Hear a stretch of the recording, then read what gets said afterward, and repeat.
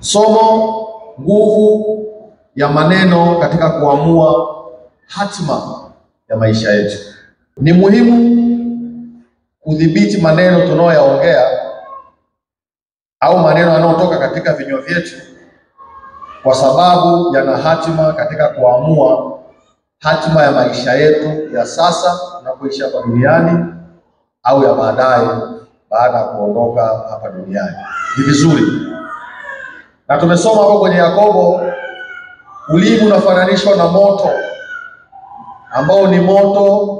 Kwa kawaida moto unaanza padogo, unaunguza vichaka vikubwa, lakini pia ulimi anasema umewekwa ndani ya viungo vyetu. Maana hatuwezi tukaukwepa tukauweka mbali au tukautenga, maana ulimi tunatumia katika maisha yetu ya kila siku: kuongea, kutafuna, kulainisha chakula, kugeuza chakula mdomoni.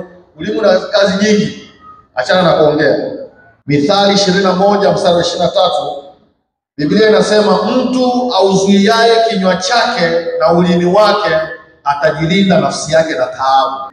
Ziko taabu ambazo zinapatikana kupitia kinywa chetu, kupitia ulimi wetu, ambapo Biblia inatushauri mtu mwenye hekima kama Suleimani, ambaye anasifiwa alikuwa na hekima kuliko watu wote duniani, anashauri kwamba mtu azuiaye kinywa chake na ulimi wake atajilinda nafsi yake na taabu.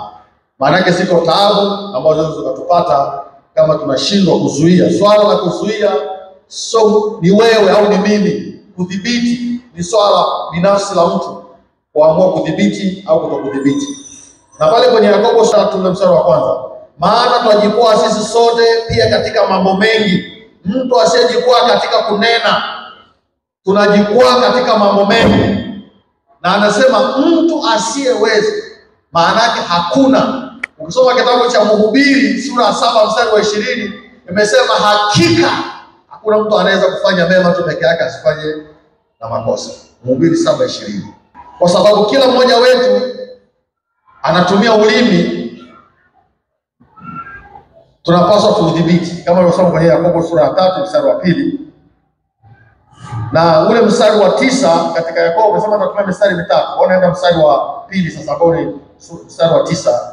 Yakobo 3 mstari wa 9 anasema, kwa huo twamuhimidi Mungu, yani wa ulimi, twamuhimidi Mungu Baba yetu, na kwa huo twawalaani wanadamu waliofanywa kwa mfano wa Mungu. Katika kinywa kile kile hutoka baraka na laana. Kama kwa ulimi huo tunabariki watu, kwa kinywa hicho tunahubiri Injili, kwa kinywa hicho tunawaombea watu, kwa kinywa hicho tunawatia watu moyo. Mwandishi au Yakobo anauliza, inakuwaje kinywa hicho kimoja kiweze kufanya mambo mawili kwa wakati mmoja?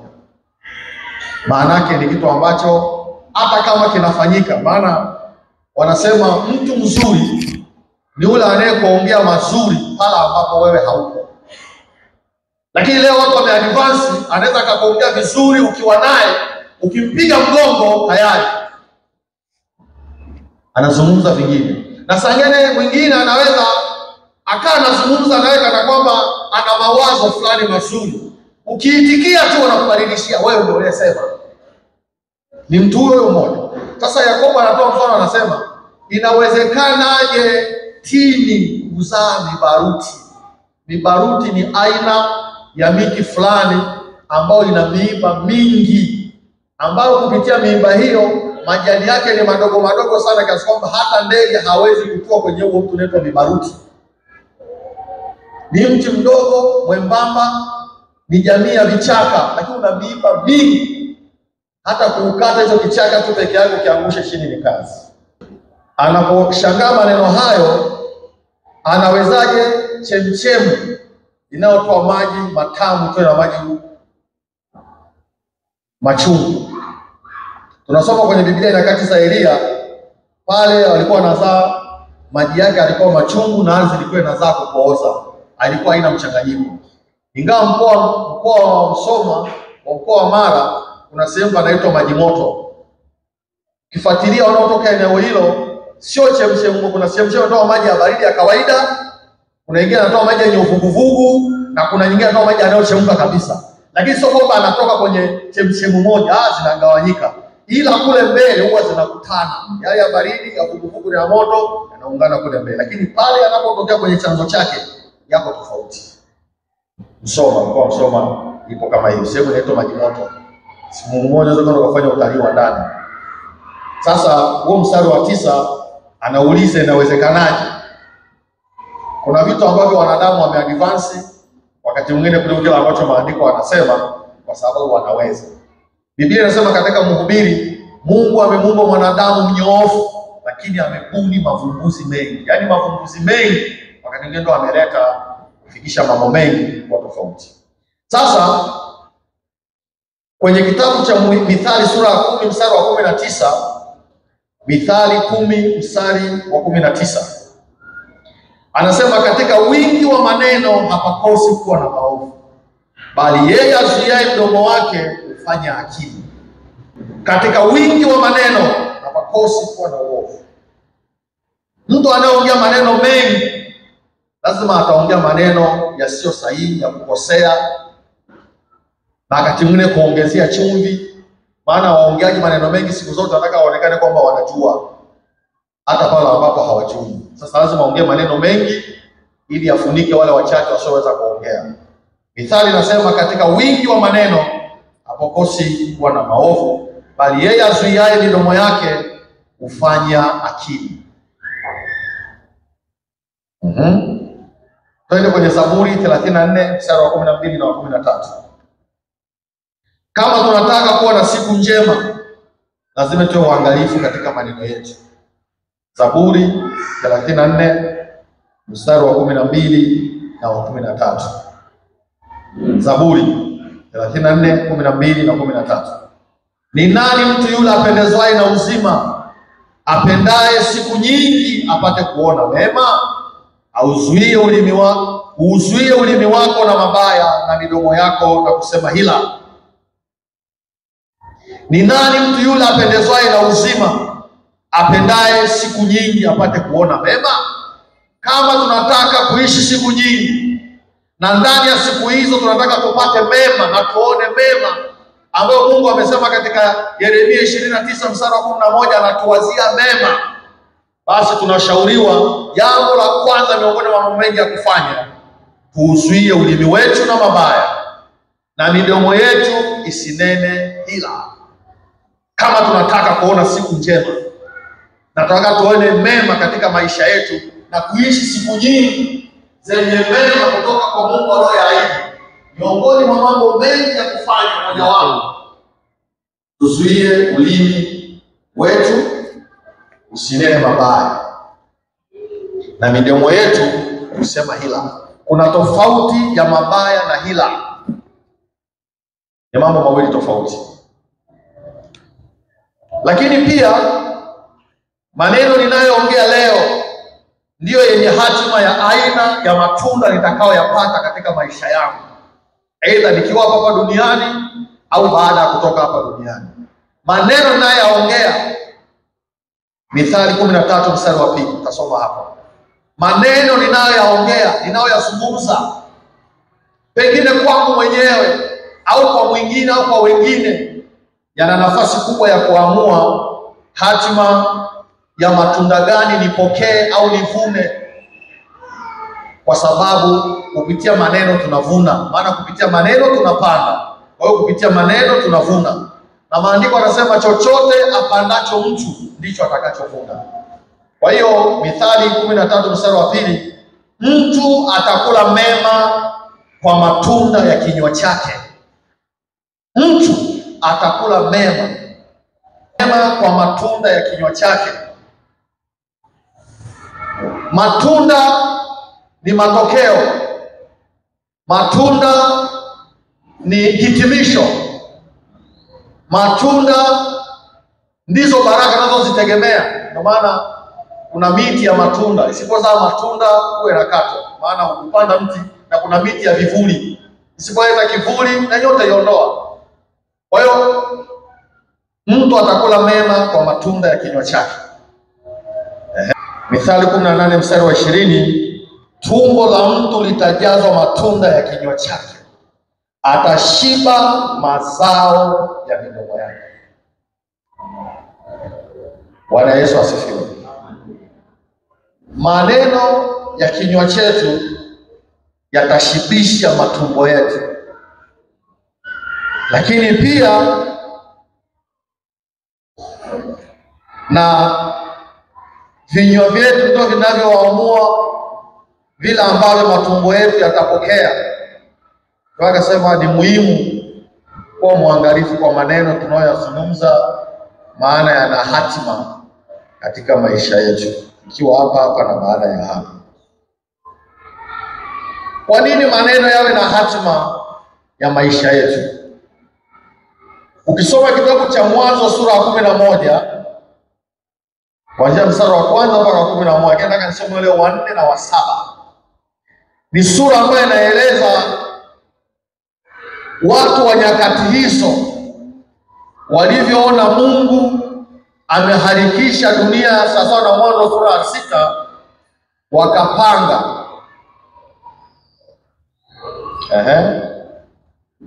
Mwanzo 11, nataka tusome tu mstari wa 4 na wa 6, wa 4 na wa 7.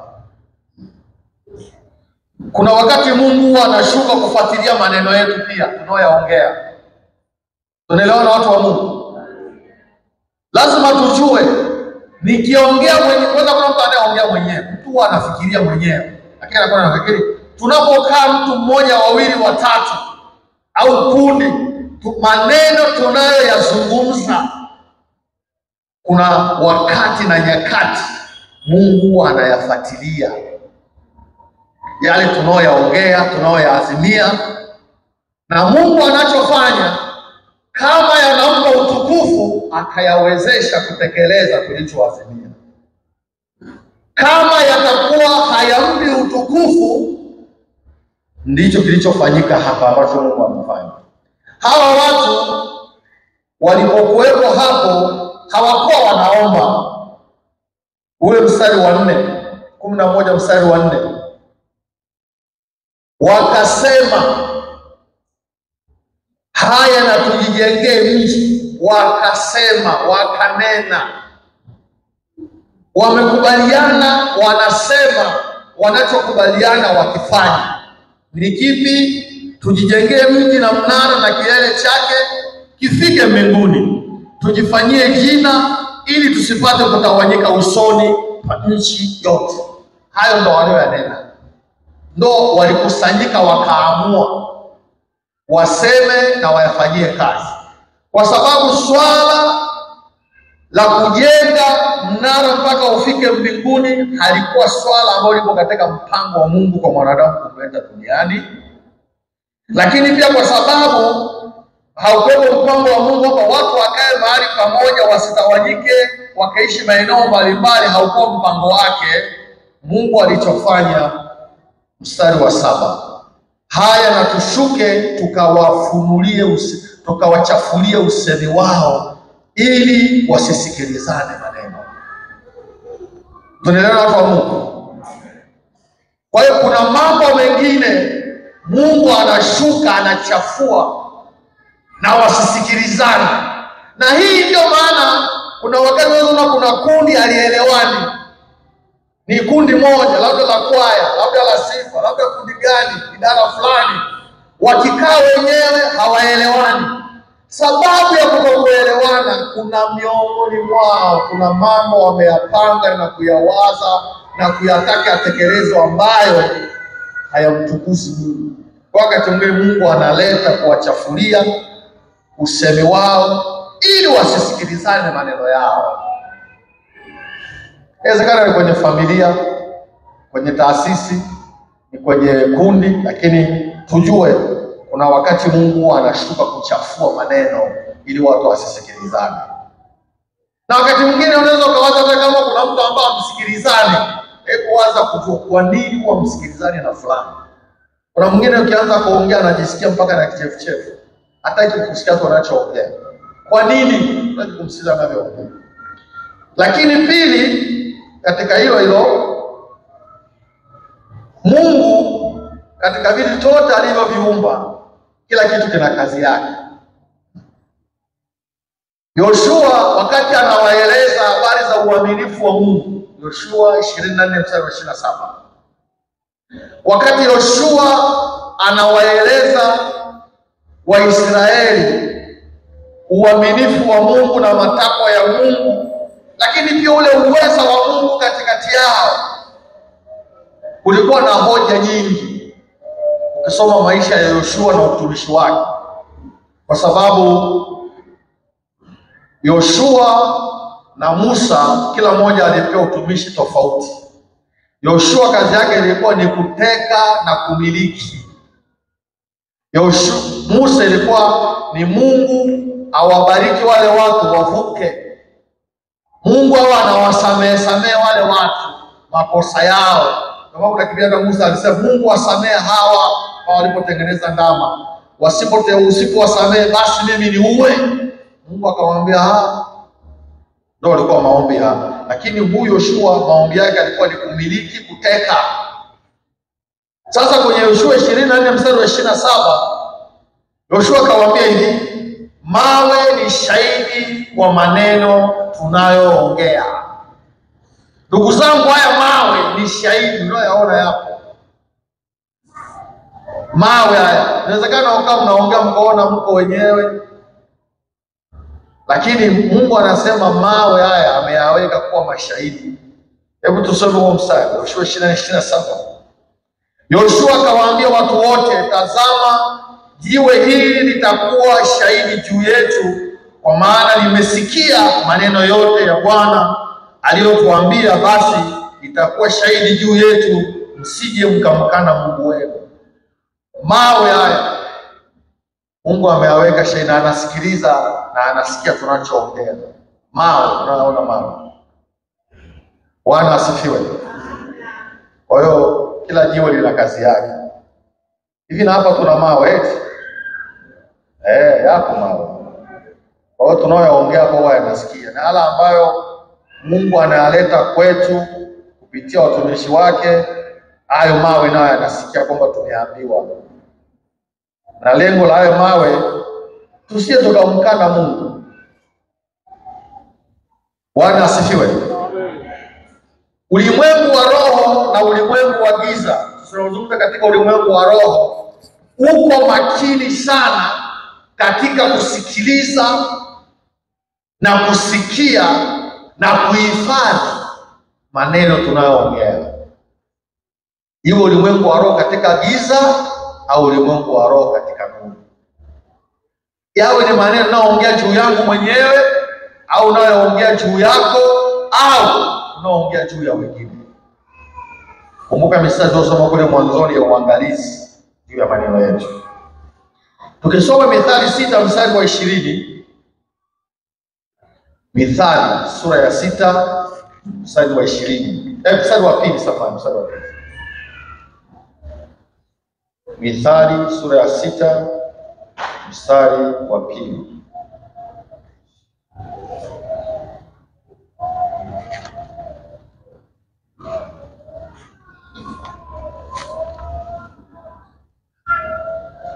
Mithali sura ya 6 mstari wa 2. Basi umetegwa kwa maneno ya kinywa chako, umekamatwa kwa maneno ya kinywa chako. Maneno tunayoongea yana nafasi kubwa ya kutufanya sisi tuingie kwenye mtego, au kutokuongea kwetu. Maana sio kila kitu tunapaswa kuongea, vingine wewe unanyamaza tu unaangalia. Bwana asifiwe. Siku moja nikaulizwa na mtu mmoja hapa kanisani, sio siku nyingi sana zimepita, akaniambia mbona siku hizi uongei sana? Kumbe kuna watu wanajua mimi naongea sana eti. Siku hizi umekuwa mpole sana. Tena ninavyoongea hapa na hapa ananisikia na ananiona, yeye ndio swali. Sawa au ni muinue muone? Wewe. Kwa nini siku hizi? Nikamwambia ni kweli swali hilo ni zuri. Nikamwambia kuna vitu nilikuwa natoa maelekezo. Sasa kama vinatekelezwa mimi naongea nini? Nikasema kwa mfano, nisema simu sio zinachajiwa madhabahuni. Siku hizi hazichajiwi. Nitaongeza na habari ya simu. Si imeisha hiyo. Nilisema ukikuta kiti kimekaa vibaya, kiweke vizuri, vikae kwa utaratibu tuweka. Sasa asilimia kubwa wanajitahidi wakikuta kile. Sasa tutaongeza na habari ya viti. Tunaona ni hamna Kwa hiyo vinaendelea kuisha. Sasa kipengele kwa naagiza, naweka mfumo, nasimamia mfumo. Kwa kuongea kulilazimika niongee sana. Nikamwambia yani ni hivi, yani sijawekewa speed gavana bado na uwezo wa kuongea. Ila nitaongea katika ambao sijayaongea. Amen. Tunaelewana watu wa Mungu? Sasa tumesoma kwenye Mithali sura 6, basi umetegwa kwa maneno ya kinywa chako. Ndio maana wataalamu wa sheria, wasomi wa sheria anakuacha uongee. Kutoka ndani ya maneno unayoongea ndio anatumia hayo ukufanya wewe ushindwe. Tunaelewana watu wa Mungu? Watu waliosomea mambo hayo huwa hawana haraka, wanapenda kusikiliza unavyoongea, unavyokosoa. Ndio maana wewe unashauriwa mtu anapoongea na msikilize tu anavyoongea mpaka kimaliza. Umemaliza sasa tumia pointi zake, zile pointless zake zile kwa pointi kwako. Unakuwa umemaliza. Maana hawezi kupinga. Kuna watu wanaweza kakataa jambo ambalo ameliongea. Asikuwa na maana hiyo. Sikuwa na maana wakati umesema. Kuna wengine ni wajanja wanakataa.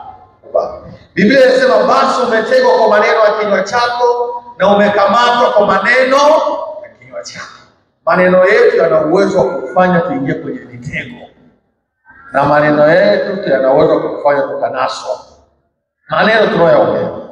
Sema katika ulimwengu wa roho na wote, nuru na giza. Kitabu cha Mathayo sura ya 12 mstari wa 36 na 37. Anasema basi nawaambia kila neno lisilo maana watakalo linena wanadamu watatoa hesabu ya neno hilo siku ya hukumu. Kwa kuwa kwa maneno yako utahesabiwa haki na kwa maneno yako utahukumiwa. Maneno tunayoongea, bado kuongelea pointi yako kwamba maneno tunayoongea yanaamua hatima ya maisha yetu. Kwamba Yesu akawaambia wanafunzi wake na waliokusanyika kumsikiliza, maneno wanayoyaongea yasiyo na maana watayatolea hesabu. Na kwa maneno hayo wanayoongea watahesabiwa haki au maneno kuhesabiwa hukumu. Kuna sehemu haki tunazopewa na Mungu zitategemea aina ya maneno tunayoyasema. Aidha kwetu wenyewe au kwa wengine. Baraka tunazopewa na Mungu kuna wakati zinategemea aina ya maneno tunayoyanena juu yetu, juu ya kazi zetu, juu ya biashara zetu, juu ya familia zetu, juu ya vile ambavyo Mungu ameviweka kwetu. Maneno tunayoyaongea yanaweza yakaamua aina ya baraka ambazo au haki ambazo Mungu anatupa. Nataka nifikie mwisho wa maneno ya utangulizi huo. Maana somo langu na vipengele vitatu tu, utangulizi, alafu na viwili kumaliza. Na tukisoma kitabu cha Malaki sura ya 3 mstari wa 16. Tunapoongea pia kuna kitabu ambacho kinaandika maneno. Wengi wao tunafundishwa na walimu wa neno. Kuna vitabu viwili. Kitabu cha uzima wa milele na kitabu cha hukumu ya milele. Si ndio? Sasa kuna kitabu cha 3. Angalia hapo kwenye Malaki. Malaki sura ya 3 mstari wa 16.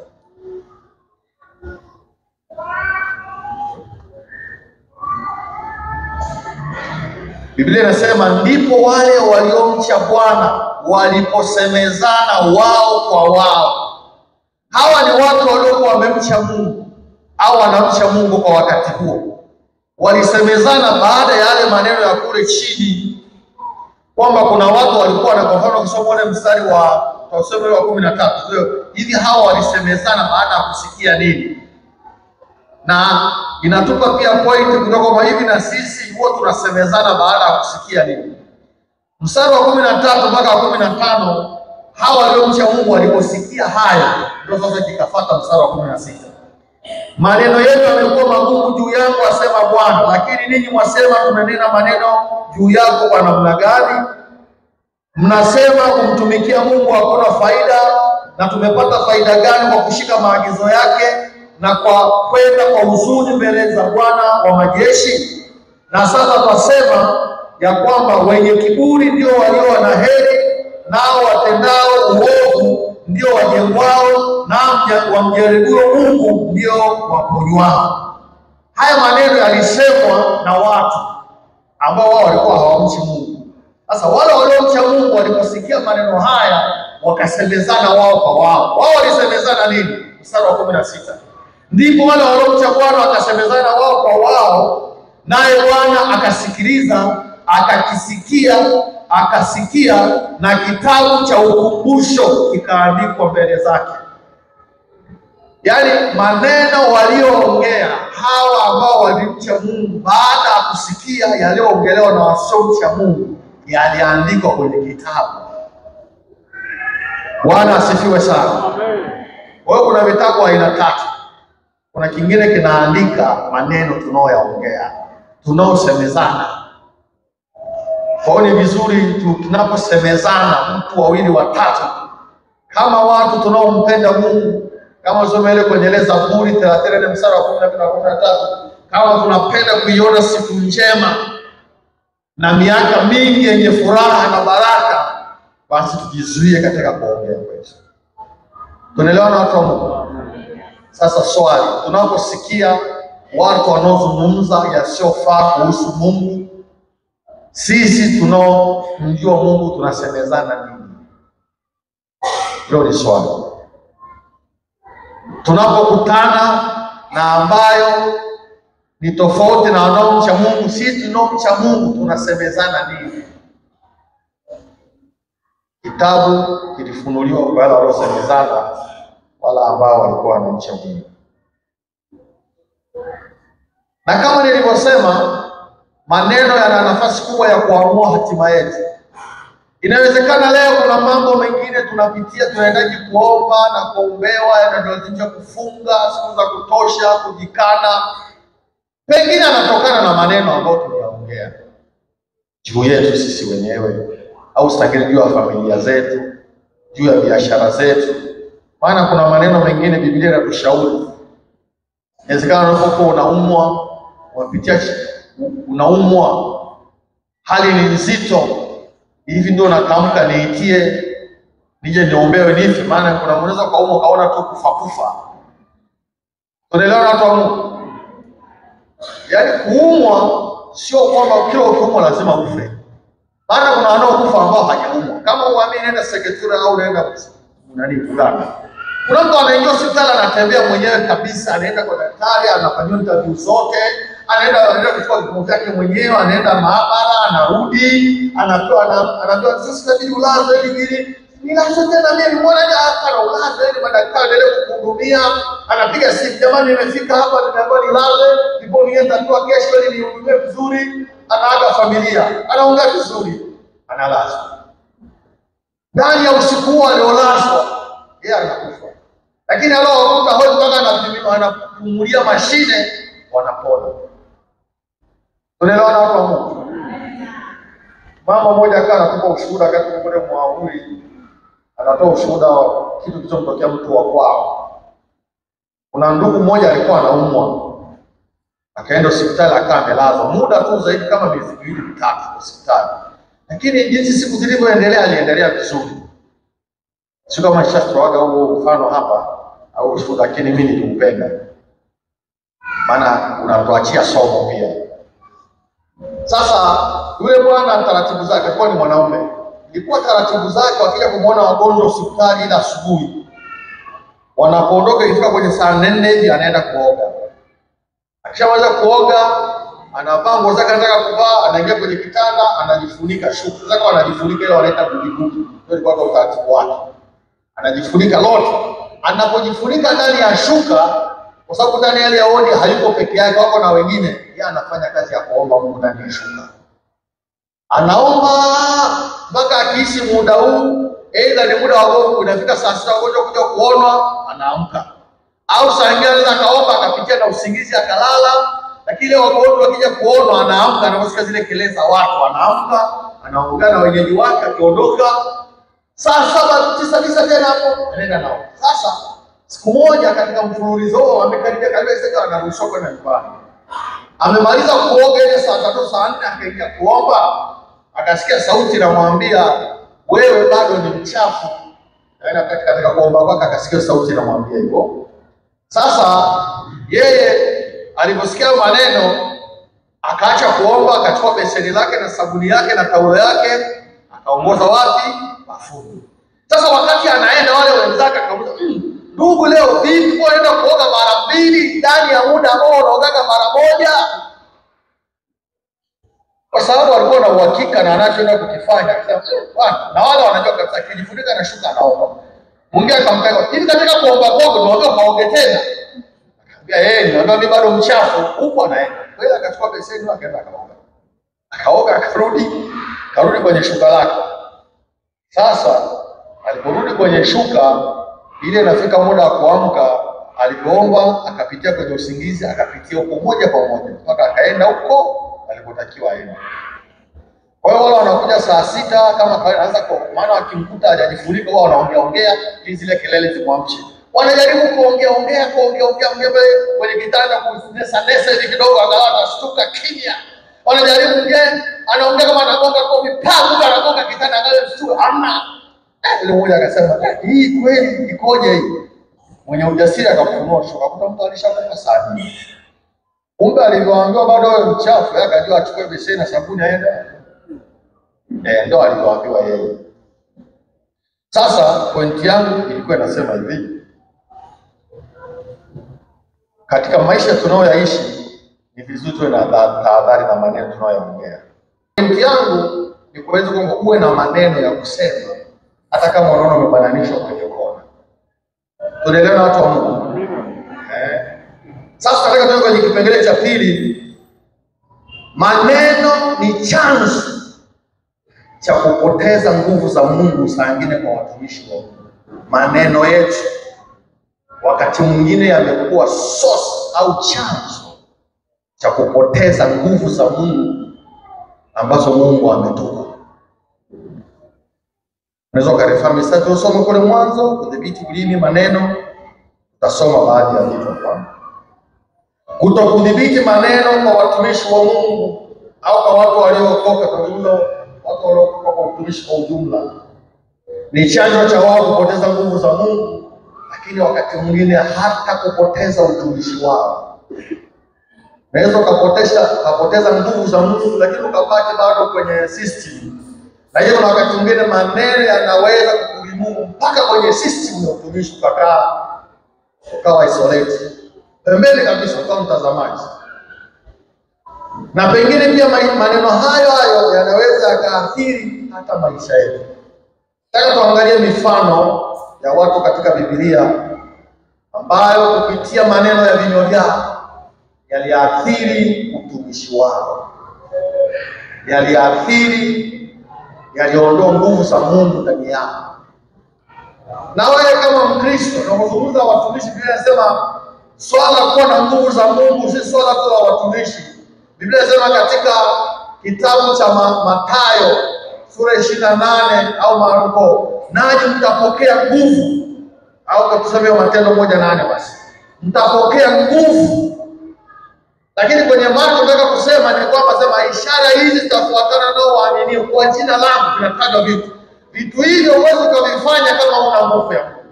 Si sawa watu wa Mungu? Uweze kuombea mtu akapona, uweze kufukuza mapepo, nguvu za giza na vitu vingine vikaondoka. Juzi sijanga na mtembelea mtu fulani, mshirika mmoja hapa, nikamwambia wakati nimeanzisha kazi ya mwahuri kwa na mkesha wa usiku, ndio tuna habari ya mkesha kwamba nyakati sisi tunaokoka miaka 1990 kwenye mikesha ya kanisa walikuwa wanajaa vijana kuliko wazee. Siku hizi wazee ndio wako kanisani kuliko vijana. Oya, vijana wangapi walikuwa Ijumaa? Saona katika vijana wote wangapi? 3. Lakini nchi yetu sisi tunajua kwenda kwenye mkesha kama vijana ndio fursa ya kuweza kuomba, kuonekana, kupangwa na yeye uongoze ibada, kuambiwa na wewe uhubiri. Kwa hiyo sisi ni matokeo, ni matunda ya kutokana na mkesha. Ndio tukotokea huko.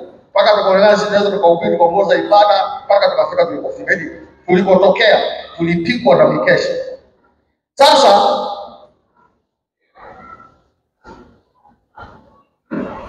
nataka tuangalie maneno, mifano ya watu ambao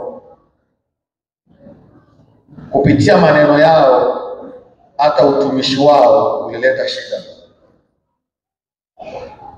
Tuanze na mtu wa kwanza katika nilowapanga, sio wa kwanza kwa maana ndo alianza. Nataka tuanze na Musa. Musa tunampata katika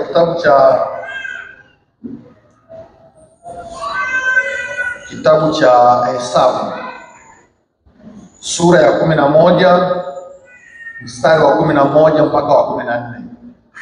Musa huyu ndio yule ambao tulisoma kwenye kitabu cha Matendo 12 mstari wa 20 na ngapi kule? Mstari wa 22 anasema alimpendeza moyo wa Mungu. Mungu akaona ni mtu atakayefanya kila atakalomwagiza. Huyo Musa ndio alikuwa sifa yake.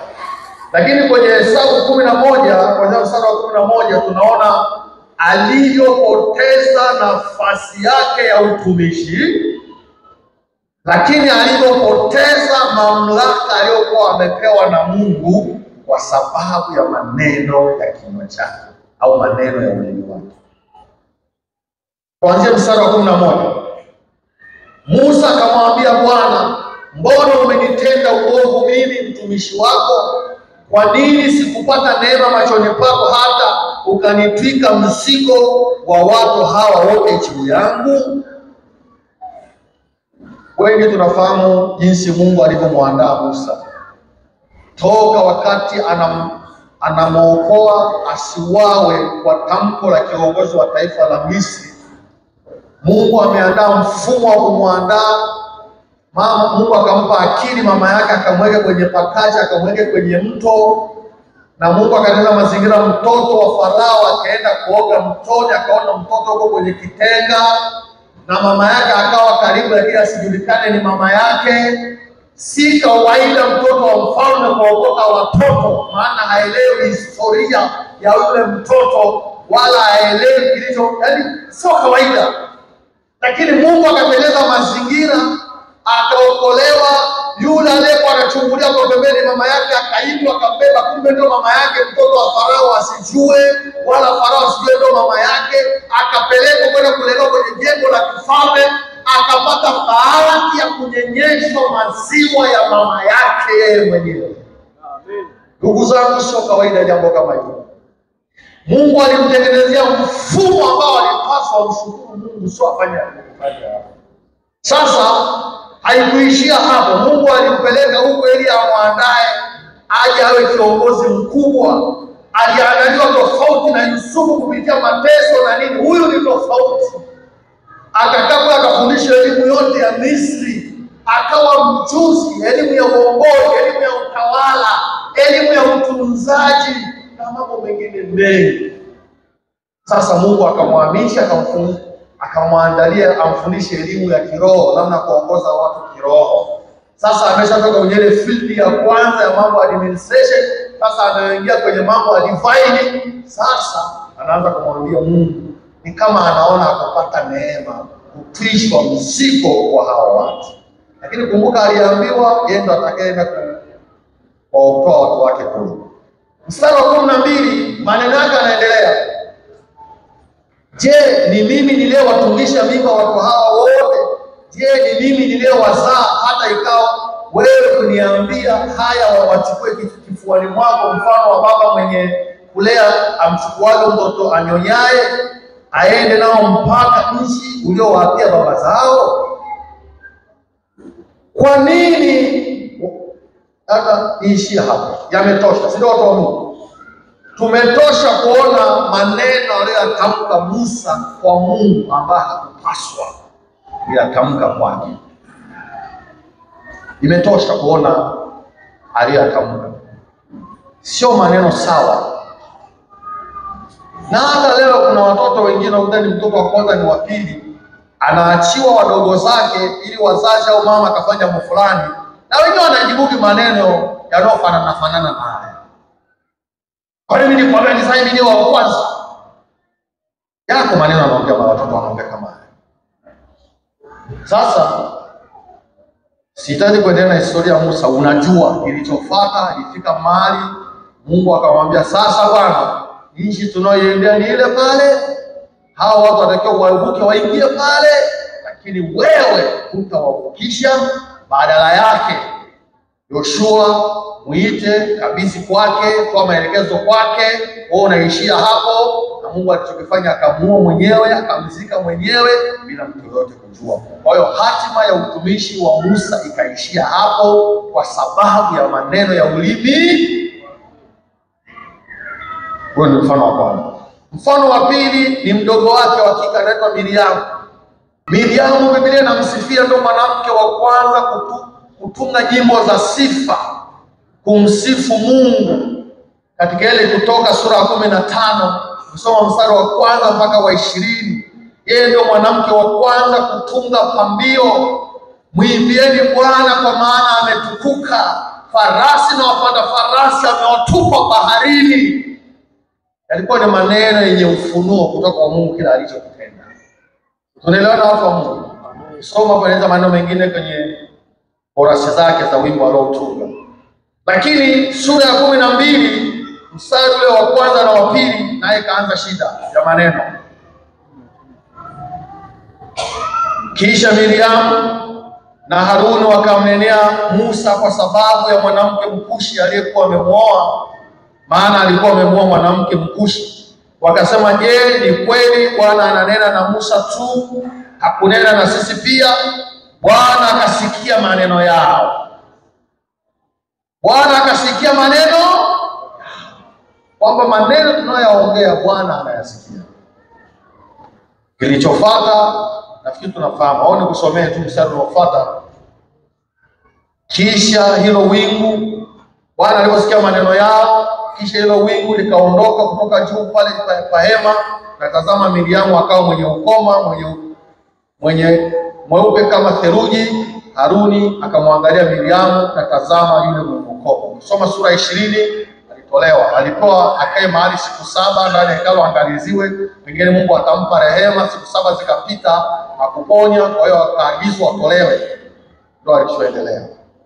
Miriamu, mtu ambaye alimpata ufunuo wa kumsifu Mungu vizuri, lakini kinywa chake.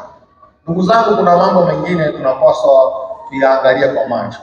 Ukisoma mambo haya na kuambia, kuna mahali anasema weka macho wazi, yani angalia kwa macho, mikono yako shusha, eyes on and off. Yani kuna mahali kufunza mambo haya. Mengine jifunze kunyamaza na kuyaangalia. Tunaelewana watu wa Mungu? Amen. Kama watu wa Mungu hatupaswi kusema kila neno au kuongea kila jambo. Ongea yanayokuhusu, ongea ambayo atasababisha. Tutasoma mstari mmoja hapa kwamba tunapaswa kuongea maneno yanayosababisha nini, na mengine jifunze kuyaangalia. Ujifunza huko utajiepusha na mengine ambayo atakukuta baadaye. Mtu wa tatu, nafika kwenye mifano wa watu watatu inanitosha, ni Samsoni. Wako wengi kwenye Biblia, lakini nataka tu watu watatu kwa sababu ya muda wangu. Nimalizie kipengele cha mwisho. Mtu wa tatu ni Samsoni. Ukisoma Waamuzi sura ya 13 mpaka 16 utaelewa habari nzuri za Samsoni. Lakini Mungu alimleta Samsoni awe mwamuzi kwa wakati huo, ili kuonyesha haki kwa watu wanaomtii Mungu na adhabu na hukumu kwa wasiomtii Mungu. Hiyo ilikuwa kazi yake. Hilo tu. Na alifanya mengi. Aliweza kukamata dubu na kurarua, aliweza kukamata simba na kurarua, aliweza kushika mbweha na kuwafunga mikia akawachoma moto, aliweza kuunguza matita wa Filisti, na kusudi la Mungu kumleta Samsoni pamoja na kuonyesha hayo. Jambo la pili ilikuwa ni njia ya Mungu kuingia kwa Wafilisti ili Mungu awalipize, maana Wafilisti ni miongoni mwa makabila ambao Mungu aliahidi kwamba lazima atawaadhibu kwa sababu walihusika kuwatesa Waisraeli. Sasa Samsoni alipewa masharti au miiko. Najua katika hizi huduma tunazosoma kwenye Waefeso sura ya 5, ingawa majuzi nikasikia mtu mwingine na anasema katika yale mawe ya Daudi iwe moja ni mchungaji, moja ni nabii, moja ni mtume. Achana na hizo theolojia za kwenye chini ya miti. Nyakati hizo habari ya mchungaji, nabii, mtume, mwalimu hakuwepo. Alikuwepo mtu wa Mungu, ndio anaitwa mtu wa Mungu. Imeisha. Au baadaye akatamkwa nabii. Na wakati mwingine kutafsiri ni wanataka kuonyesha kila kitu wanajua. Hakuna anayejua kila kitu dunia hii. Hata kama ni profesa, utakuwa profesa wa kitu kimoja, hakuna profesa wa kila kitu. Hata kama ni dokta, hakuna dokta wa kila kitu. Simongo unaga mtu mmoja kanambia hili jicho lina sehemu 25. Jicho hili la kwetu. Mtaalamu wa macho mmoja anaongea naye. Akasema mtaalamu wa jicho nasikia ni daktari wa jicho, hata kama unataka ni profesa. Akijitahidi ni sehemu 4 tu za jicho. Kuna 21 zinawahusu wengine. Sasa shida ya kila mtu kuonekana anajua kila kitu ndio hayo, tuachane na hayo. Samsoni alipewa masharti na miiko kama ambavyo hata utumishi tunaotumikia Mungu una miiko na masharti. Bwana asifiwe. Amina. Kama ni mwimbaji kuna miiko ya uimbaji. Kama ni mhubiri kuna miiko ya uhubiri. Kama ni mwalimu wa neno la Mungu kuna miiko yake. Hali kadhalika kama ni mchungaji, hata kama ni mzee wa kanisa, hata kama ni mashemasi. Yaani nafasi zote. Tunasoma kwenye Timotheo bwana, shemasi asiwe inatajwa. Shemasi awe inatajwa. Timotheo wa kwanza sura ya 3. Mzee wa kanisa asiwe inatajwa yanayopaswa asiwe. Askofu asiwe au awe, hiyo ni miiko. Tunaelewana hapo? Na hata wewe hapa kanisani kwetu kama mshirika ndio ujue ni miiko gani ya kanisani kwetu. Na kila familia huwa zina miiko yake. Acha na ile miiko ya kimizimu na nihana zungumza miiko kama utaratibu. Tunaelewana hapo Mungu? Kwa mfano miiko ya hapa kanisani washirika wasipitie mlango. Si ni mwiko tumeweka? Ukiingia hapa nabidi tukuulize vipi? Dishi limeyumba leo au network ishi? Maana ni mwiko tumejiwekea. Si ndio jamani? Tumeweka pia utaratibu wa mama watumishi wakae mashemasi wakae huko. Wakienda kukaa kule wote tunajiuliza leo kuna nini? Sawa jamani? Kuna mingi. Hata hii madhabahu siku na nyinyi mkiikuta kule mtajiuliza. Yeye kuliko. Maana mnajua ipaswa kukaa wapi? Sasa na kuna vingine tunaiweka kama mingi. Taratibu. Sasa mojawapo ya miiko au taratibu alizopewa Samsoni ni kutunza nguvu zake. Aliambiwa kwanza, mama yake aliambiwa kabisa asinywe kileo, asishike mzoga, aliambiwa kama vitu vitatu. Lakini Samsoni alipokuwa akapata ufahamu, alielezwa na mama yake kwamba usije ukasema asili ya nguvu zako kwamba ni kwamba usinyolewe nywele. Chakata anakuambia usinyolewe nywele, maana wewe ni mnadhiri wa Bwana. Hayo ndio mambo matatu ambayo mama yake aliambiwa toka kabla mtoto hajazaliwa. Asishike mzoga, asinywe kileo, na huyo mtoto atakapozaliwa asinyoe hizo nywele zake zisinyolewe. Hayo aliambiwa na malaika aliyemletea aweza kupata mtoto. Kwa hiyo mtoto alipofika umri wa kuelewa, mama yake alimueleza kwamba bwana, wewe pamoja kwamba ni mtoto kama watoto wengine, lakini una upekee wako. Upekee wako hizi nywele zako. Na usije ukamwambia mtu kwamba nguvu zako zimefichwa na Mungu ndani ya nywele zako. Na hata sisi katika maisha yetu, hata kama ni biashara, hata kama ni mafanikio mengine katika kazi, katika huduma, kuna mahali nataka kufundisha kwamba usiharibu chanzo cha asili ya nguvu zako za Mungu. Unaweza kunifundisha hapa si wakati huu. Tambua ili nguvu yako ya kimungu unaipata kupitia nini. Kuna wengine wanapitia kupitia kuomba. Yaani akiomba anakuwa na nguvu za Mungu. Mwingine akitoa, yaani utoaji tu wa kawaida. Hata mimi nilishanikuta miaka hiyo tukiwa na mama Dar es Salaam. Ilikuwa siku tulikuwa tuna duka la spare za basikeli na vitu vya umeme na vitu vidogo. Ilikuwa siku tukiamua tutoe hela tupeleke kanisa fulani, hata tuwanunulie vitabu vya nyimbo au vitambaa vya madhabahuni au tunaona chombo cha sadaka. Siku tukipeleka hela, Jumatatu yake tukifungua duka, tutapokea hela za wateja mpaka vitu vingine hatuna. Mtu anakuambia sasa nikuachie tu, mimi nitakuja kesho kutwa nije nichukue au kesho. Sasa kutoka hapo keko kwenda Kitumbini pale dakika 60 nilikuwa na Vespa yangu chapo kidogo huko Kitumbini, unaemea unarudi. Huko mpaka anakuachia hela za wewe aje akute vitu. Si kawaida sana. Lakini siku usipopeleka chochote kanisani, Jumatatu sio Bulumande. Hii ndio ilikuwa. Na ndio maana naona maisha yangu yanaendelea mpaka leo. Lazima hata kama tunatoka Igoma kuna sehemu tunatoka. Maana mtego wetu ni kutokutoa. Mtego wetu mafanikio ni kutoa. Bwana asifiwe sana. Ndio maana kwa swala kutoka habari ya mambo ya Mungu sisi kwa tunaga kuuliza mara nyingi. Na tulishakubaliana. Wewe ukisikia unataka kutoa kwa Mungu, toa. Sio lazima uniambie. Au kuona niambie sawa. Na mimi sasa nisha kutoa na toa. Kwa nini tukabadilishana au ikapita hivyo hivyo? Maana ni maazimio yetu. Bwana asifiwe. Amen. Maana kwa njia hizo tunaziona baraka za Mungu. Amina.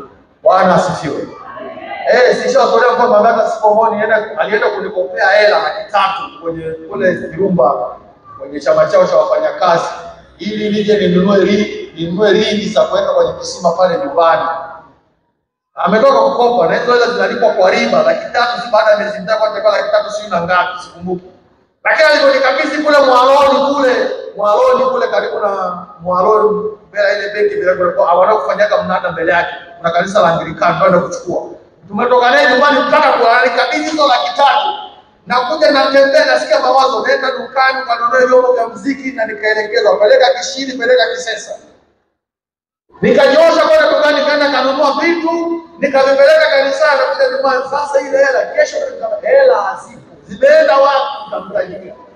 Zimenunua stendi za maiki, zimenunua maiki, zimenunua deki, nimepeleka. Alifanya tu. Basi. Bwana asifiwe. Amina. Sasa tutazilipaje? Tukazilipa mkopo na tukamaliza.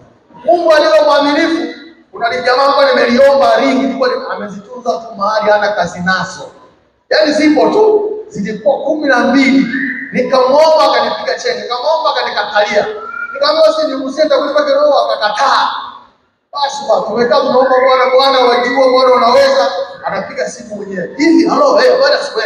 Zile ringi za kisimu ulishapata? Bado. Njoo chukue hizi nani hapa haraka. Maana sinaona hata sina kazi. Zinaharibu zinaumiza watoto wangu. Wewe nilifanya kichafu. Unajua muujiza mwingine bwana. Acha kabisa. Nikatafuta lori la kanisa, nikatafuta vijana hapo Kanyama wenye nguvu wale wanaoshika mawe kwenye gari. Jamani twendeni chapu. Kwa hiyo ringi moja kidogo inauzwa 150,000. Akanipa ringi 8. Hebu piga 150,000 mara 8 ndio jamaa. Si milioni 200,000. Lakini mimi kwa Bwana niliwekeza 330,000. Kwa hiyo tunajua tukitoa kwa Bwana sisi Mungu anatupokea kwa njia sisi tunajua na huruma. Sasa ninasema kila mtu anajua asili ya nguvu zake za kufanikiwa. Tulikuwa kwa njia. Sasa kwenye Mwamuzi sura ya 16 mstari wa 13 mpaka wa 17 sitasoma lakini ya maandiko ambayo tunayajua. Samsoni akabembelezwa na Delila baadaye akasema asili ya nguvu zake. Mara kwanza alimdanganya akusema. Delila alipojaribu ikafeli. Kando bado unadanganya sio kweli. Akambembeleza tena akamwambia sasa nikwambie asili ya nguvu zangu ni nywele. Jamaa alionyolewa na nguvu zikaondoka. Maneno yake ulimi wake ndio uliotumika kutoa asili ya nguvu. Wala asimlaumu Delila, ajilaumu kwa maneno yake. Tunaelewana jamani? Mifano hiyo inatosha. Tuende kipengele cha mwisho nimalizie. Jinsi ya kutumia vyema maneno ya kinywa chetu ili tuwe na hatima njema. Jinsi au namna ya kutumia. Jambo la kwanza tulisoma kwenye Zaburi 34 mstari wa 13. Tunaambiwa jambo la kwanza, fanya maamuzi ya kutumia ulimi wako vyema. Fanya maamuzi ya kudhibiti ulimi wako. Ni maamuzi yako yatakao kusababisha kufanikiwa. 34 mstari wa 13 Zaburi. Mstari wa 13. Anasema uzuie ulimi wako na mabaya na midomo yako na kusema hila. Swala la kuzuia ni wewe unapaswa kuwajibika, ni mimi. Sio swala la mtu kukusaidia kudhibiti maneno yako au ulimi wako. Ni wewe binafsi. Maana tulisoma kwenye Yakobo, kiungo cha ulimi kila mtu amewekewa kwenye viungo vyake. Tulisoma pale. Kwa hiyo kila mtu ana ulimi wake, na wewe unatumia ulimi wa mwingine kuongea. Wa kwako. Kwa hiyo jambo la kwanza, fanya maamuzi ya kumiliki na kuzuia ulimi wako. Tunasoma hapo ili usinene mabaya. Jambo la pili tunalisoma kwenye kitabu cha Ayubu sura ya 4 mstari wa 4. Ayubu 4 mstari wa 4.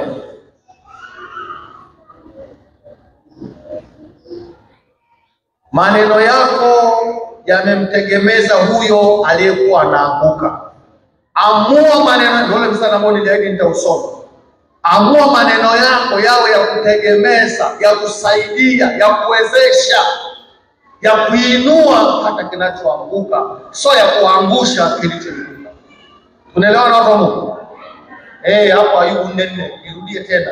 Maneno yako yamtegemeze huyo aliyekuwa anaanguka, nawe umeyaimarisha magoti ya manyonge. Lakini nataka sehemu ya kwanza, maneno yetu yawe ya kutegemeza. Yesu akasema maneno yenu na yakolee munyu, yani yakolee chumvi. Chumvi ina sifa nyingi, lakini ina sifa kama 4. Sifa ya kwanza, chumvi ni kitu ambacho kila mtu anakihitaji. Chumvi ni kitu kinachotoka kwa gharama ndogo, mpaka vijijini ipo. Unaweza kukosa sukari akizo chumvi. Sawa jamani? Hata sisi kwetu mikoani kwetu kuna machimbo ya chumvi kama kwenu Uvinza, lakini na sisi tunayo mpaka kijijini ipo. Na chumvi inauzwa kwa bei ndogo hata kama imetoka mbali. Yanatosha, mimi nitafuta mwenyewe. Sifa za chumvi. Maneno yetu yategemeze. Uwe na maneno ya kusaidia, ya kuponya, ya kuokoa, ya kurescue. Tumeambiwa hapo ya kumtegemeza hata yule yako. Jambo la tatu, Zaburi 120 mstari wa 2.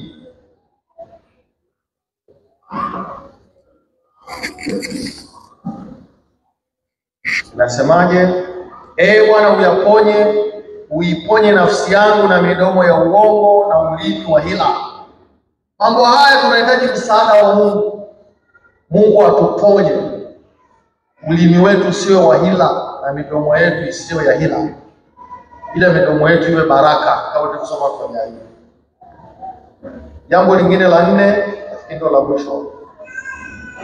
Tunalisoma kwenye Zaburi 19 mstari wa 14.